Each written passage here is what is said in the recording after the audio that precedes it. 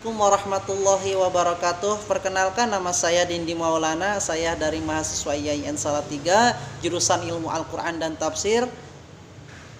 Saya dari kelas A, NIM saya 53020190042. Di sini saya akan memberikan tugas saya, yaitu UAS filsafat ilmu. Saya akan membahas tentang filsafat Helenisme. Filsafat Helenisme diambil dari bahasa Yunani, yaitu berbicara, pemikiran tentang bagaimana Helenisme. Dan di sini sejarahnya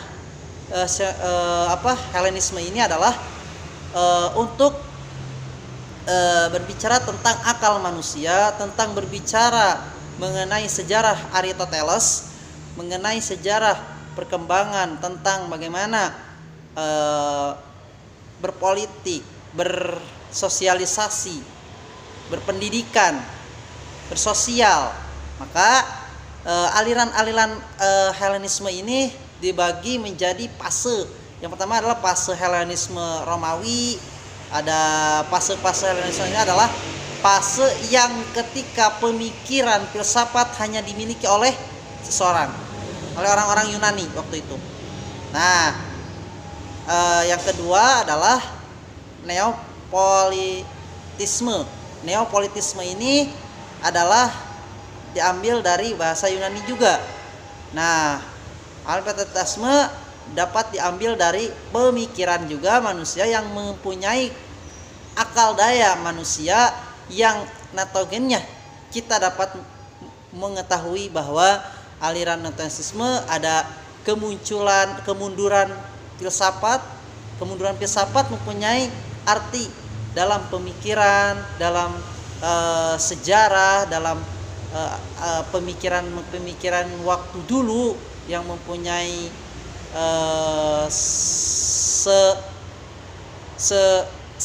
seandainya ketika filsafat ilmu itu dibentuk dalam Helenisme, ada aliran-aliran dalam aliran Eviro, dalam Neopolitisme.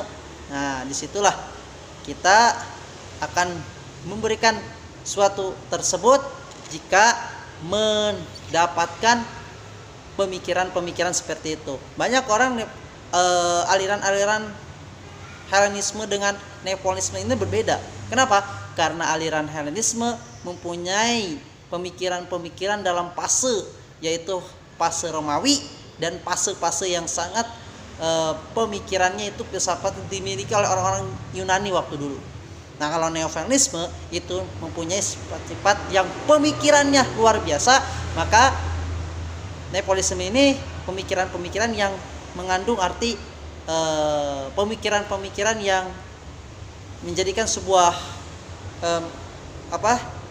pemikiran kita atau pemikiran orang lain berbeda dengan pemikiran-pemikiran.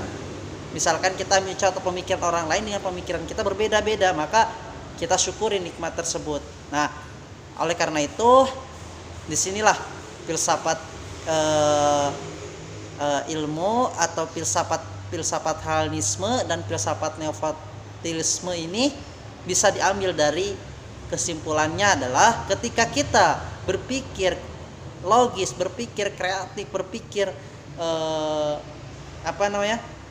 berpikir tentang bagaimana caranya berpikir untuk menghadapi orang-orang yang ibarat pemikirannya tidak baik, pemikirannya baik, pemikiran yang positif, pemikiran yang negatif, maka kita harus belajar membaca buku, karena aliran-aliran inilah yang kita diambil dari beberapa aspek dalam ini.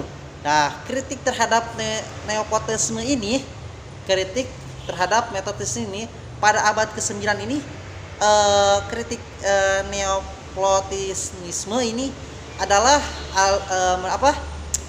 argumen bahwa pemikiran-pemikiran tersebut bisa dijadikan sebuah hal yang besar, hal yang kecil. Maka hal-hal yang terhadap kritik-kritik Neopolitisme inilah kita bisa belajar pemikiran tersebut, pemikiran waktu dulu bahas orang-orang Yunani, membahas tentang pemikiran dulu itu tidak pemikiran dengan sekarang. Maka oleh karena itu kesimpulannya adalah